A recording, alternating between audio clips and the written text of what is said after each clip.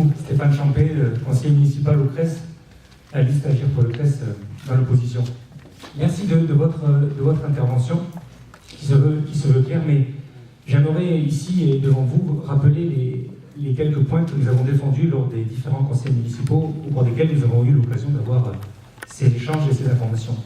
D'abord, je voudrais dire en préalable que je m'inscris complètement avec les différentes interventions, sur notamment celle de monsieur sur le manque de concertation initiale, et puis sur celle de monsieur sur la réserve foncière et la base agricole, puisque comme vous le savez, sur le CRES, finalement cette zone sud, le Grand Bertrand, parce que c'est le nom de cette zone, de ce lieu-dit, je crois, c'est la dernière zone agricole sur laquelle on pourra faire un projet d'envergure. Ce Grand Bertrand, demain, c'est le projet du CRES. Il va amener de profondes modifications sur le CRES.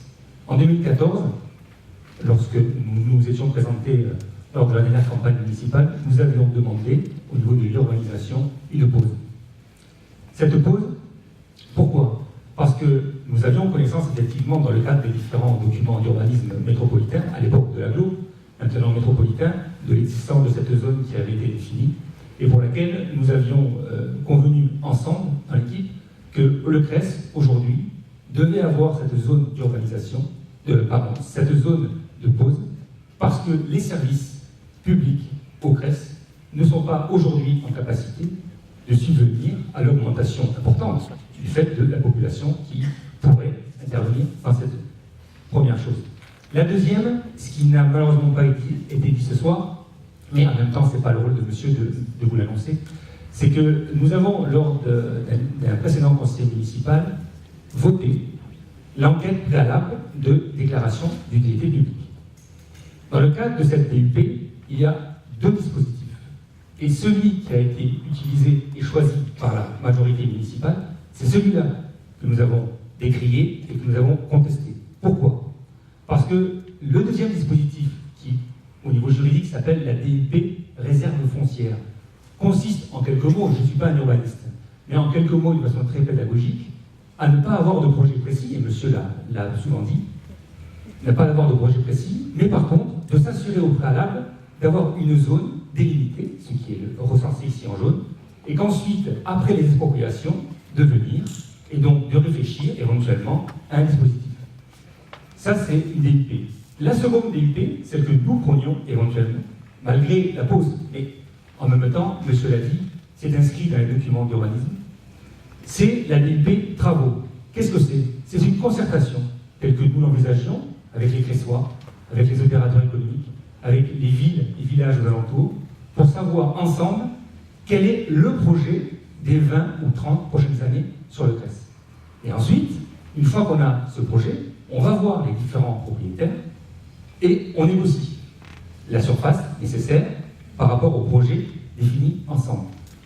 Là, le dispositif choisi par la majorité municipale et voté lors du conseil municipal de novembre 2017, c'est la déclaration d'utilité publique réserve foncière justifiée par l'urgence que nous ne cautionnons pas au niveau de notre position, puisque l'urgence n'est pas caractérisée. Pourquoi?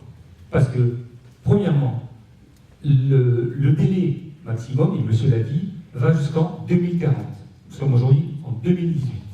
Et par rapport à la pause que nous avions demandée en 2014, nous pensons encore qu'elle est nécessaire pour que le CRES, qui a évolué de façon très importante depuis ces dernières années, a besoin de s'équilibrer en termes de population et de services.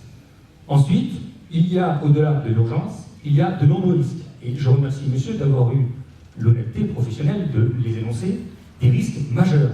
Des risques d'inondation, monsieur l'a dit, et vous avez été nombreux à le soulever, à le souligner, des risques au niveau de la voie ferrée, des risques au niveau des nuisances, des risques au niveau de la biodiversité, des risques au niveau du milieu agricole, et travaillant moi-même au niveau professionnel dans le monde agricole, j'y suis encore plus sensible.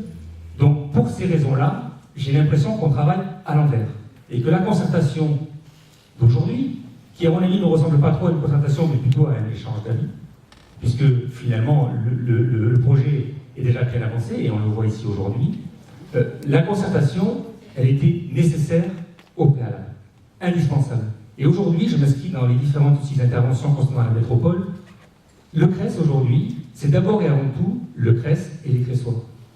Je crois qu'aujourd'hui, quand on parle de portes d'ouverture sur la métropole, sur les voies qui vont de commune en commune dans la métropole, oui, le CRES est inscrit dans la métropole. Oui, le CRES doit jouer un rôle important dans la métropole. Aujourd'hui, est-ce qu'on le joue? Chacun le jugera, demain encore plus, mais aujourd'hui, le CRES, l'intérêt des Cressois, dans ce projet-là, ne nous semble pas respecté et assuré. Donc pour ces raisons-là, bien sûr que nous réfléchissons à un projet éventuel avant 2040, si tant est, puisqu'il est inscrit dans un dispositif métropolitain, mais pour autant, ce dispositif-là ne doit pas, à notre sens, s'inscrire dans l'urgence. Et pour finir, si vous me le permettez, avant d'être trop long, j'aimerais vous rappeler les considérations de la loi Allure. C'est une loi de 2014 qui n'est pas neutre, et c'est une loi qui indique que la périurbanisation, on en a parlé tout à l'heure, aboutit à un allongement des déplacements au quotidien, à une hausse des émissions de gaz à effet de serre, à une diminution et à un mutage des espaces naturels et agricoles, et à l'irréversibilité quasi systématique de l'imperméabilisation des sols. Et que par rapport à cette loi Allure, cette zone de Cambertran ne répond pas à ce dispositif. Donc, je trouve que la présence aujourd'hui, ce soir, de nombreux Cressois est intéressante et importante, et signe que tout le monde est concerné par ce projet, mais j'appelle à la plus grande prudence quant à l'urgence exigée et demandée par la majorité municipale, parce qu'aujourd'hui, elle n'est pas, à notre sens, bien sûr, juridiquement avérée, éprouvée, et qu'il est surtout urgent d'attendre et de prendre le temps, parce qu'il y a trop de risques, monsieur, vous l'avez rappelé, trop de contraintes, vous les avez rappelées, et trop d'interrogations aujourd'hui par le manque de concertation et d'échanges en amont. Merci.